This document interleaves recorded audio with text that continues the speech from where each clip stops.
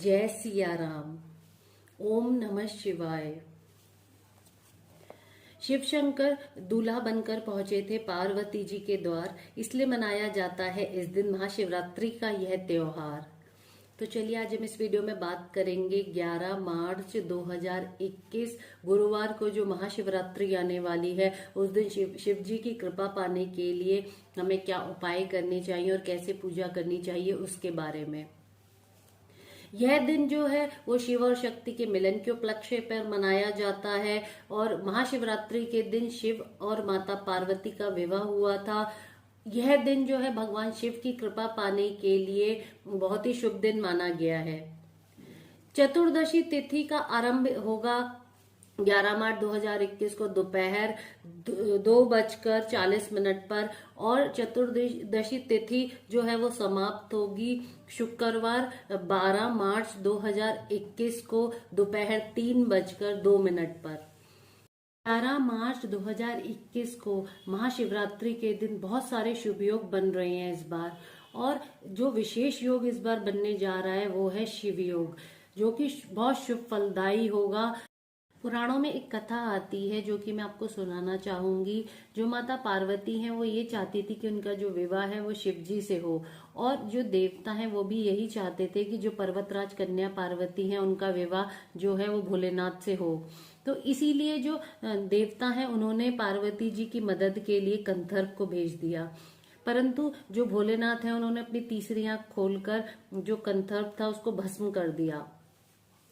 पार्वती जी ने ठान रखा था कि वो विवाह करेंगी तो सिर्फ शिव जी से ही करेंगी, इसलिए पार्वती माता ने जो है पूजा पाठ किया, बहुत ज्यादा व्रत इत्यादि रखे और घोर तपस्या करनी आरंभ कर दी। और उनकी घोर तपस्या को देखकर जो शिव जी हैं उन्होंने अपनी आंखें खोली और उनसे आग्रह किया पार्वती जी से कि वो ऐसा ना करें, क्योंकि उनकी घोर तपस्या के कारण जो है वो सब जगह हाहाकार मच गया था और जो पर्वत है, बड़े बड़े पर्वतों की जो नींव है वो हिलने लगी थी। इसलिए भोलेनाथ ने उनसे आग्रह किया कि वो किसी समृद्ध राजकुमार से विवाह कर लें, क्योंकि एक तपस्वी के साथ जीवन व्यतीत करना बहुत कठिन होता है। परंतु पार्वती जी कहाँ मानने वाली थी, वो अपनी तपस्या करती रहीं। उनकी तपस्या को देखकर भोलेनाथ जो है वो पिघल गए और उन्होंने जो है ये भोलेनाथ को ये लगा कि जो मैं हटी हूँ, मेरी तरह ही जो माता पार्वती हैं वो भी हटी हैं, और हम दोनों की जो जोड़ी है वो ठीक जमेगी, अच्छी जमेगी। इसीलिए उन्होंने विवाह के लिए हाँ कर दिया। और जो माता पार्वती और भोलेनाथ जो हैं उनके विवाह की जो तैयारियां हैं वो जोर शोर से होने लगी। तो उनके एक रिवाज होता है कि जो कन्या का हाथ मांगने के लिए जो लड़के वाले जब जाते हैं तो उनका पूरा परिवार जाता है, परंतु जो शिव जी हैं उनका तो कोई परिवार ही नहीं था। तो उन्होंने जो है भूत पिशाचिनी डाकनिया और जो चुड़ैले हैं उनको बोला तैयार करने के लिए। तो जो डाकनिया और भूत पिशाचिनियां थी उन्होंने शिव जी को भभूत लपेट दी और नरमुंडों की माला पहना दी। और जो शिव जी हैं वो अपनी बारात लेकर जब पार्वती जी के द्वार पर गए तो वहां पर जो महिलाएं थी उनको देखकर डर कर भाग गई, और देवता भी अचंभित हो गए उनका रूप देखकर। तो जो माता पार्वती हैं उनकी जो माता थी वो भी उनके रूप को देखकर डर गई और उन्होंने अपनी पुत्री का विवाह करने से शिव जी से मना कर दिया। तो ये देखकर जो माता पार्वती हैं उन्होंने शिव जी से बोला कि आप रीति रिवाजों के साथ आइए, और उन्हें समझाया कि आप ठीक रूप बनाकर आइए, विवाह के लिए ये रूप सही नहीं है। तब जो भोलेनाथ हैं वो तो भोले भाले थे, उनको तो कुछ भी नहीं पता था, क्योंकि वो तपस्वी थे कि कैसे विवाह के लिए तैयार होके आया जाता है। तो उन्होंने जो है देवताओं को बोला कि मुझे विवाह के लिए आप लोग तैयार करो। जो देवता हैं उनको जब ये फरमान उनको दिया गया, उनको ये आदेश दिया गया, तब देवता लोग जो है वो हरकत में आए और उन्होंने जो है शिव जी को दैवीय तेलों से नहलाया और जो है सुगंधित पुष्पों से और रेशमी पुष्पों से सजाया। जो शिव जी का रूप था वो इतना सुंदर था और और तेज चांद की रोशनी को भी मात दे रहा था, वो इतने सुंदर लग रहे थे। तो जब शिव जी बारात लेकर माता पार्वती के द्वार पर दोबारा गए तो जो उनकी माँ थी पार्वती माता की, उन्होंने जब शिव जी को देखा तो उन्होंने विवाह के लिए हाँ कर दिया और विवाह का जो कार्यक्रम है वो आरंभ हुआ। और जो शिव जी हैं उन्होंने पार्वती जी को वरमाला पहनाई और माता पार्वती ने शिव जी को वरमाला पहनाई। उस टाइम पर जो है ब्रह्मा जी भी उपस्थित थे, उनकी उपस्थिति में ये विवाह संपन्न हुआ।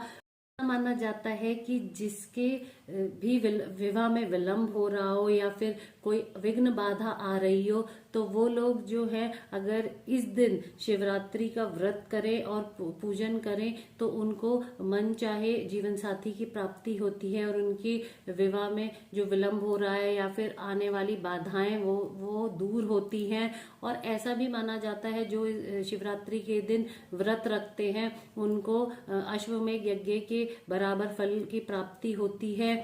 इस दिन महाशिवरात्रि के दिन सुबह जल्दी उठकर काले तिलों सहित स्नान करना चाहिए और मंदिर में जाकर रुद्राभिषेक करना चाहिए।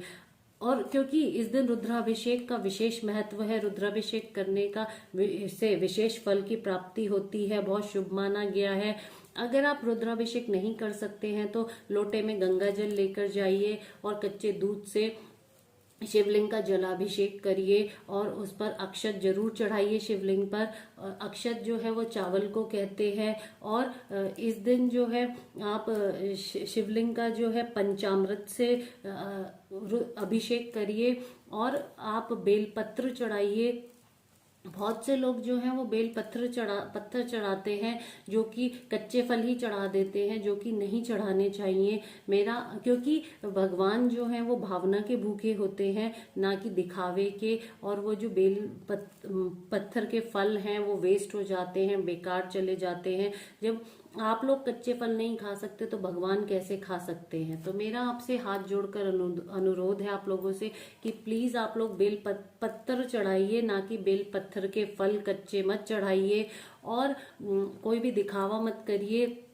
और आप लोग जो हैं वो जिनकी कुंडली में काल सर्प योग है वो लोग जो है इस दिन व्रत करें और भक्ति भाव से भगवान का कीर्तन करें और भगवान का पूजन करें, जिससे कि उनके जो कुंडली में काल सर्प योग है उसके दोष में कमी आती है और उनको शुभ फल की प्राप्ति होती है इस दिन व्रत करने से। अगर आपको मेरी ये वीडियो अच्छी लगे तो इसको लाइक कर दीजिएगा, शेयर कर दीजिएगा। और अगर आपने अभी तक मेरे चैनल को सब्सक्राइब नहीं किया है तो प्लीज इसको सब्सक्राइब भी कर दीजिएगा और कमेंट भी कर दीजिएगा और पास वाली घंटी को भी बजा दीजिएगा। अगली बार हम एक नए टॉपिक के साथ फिर से आपसे मुलाकात करेंगे और जल्दी आपसे बात करेंगे। तब तक के लिए जय सिया राम।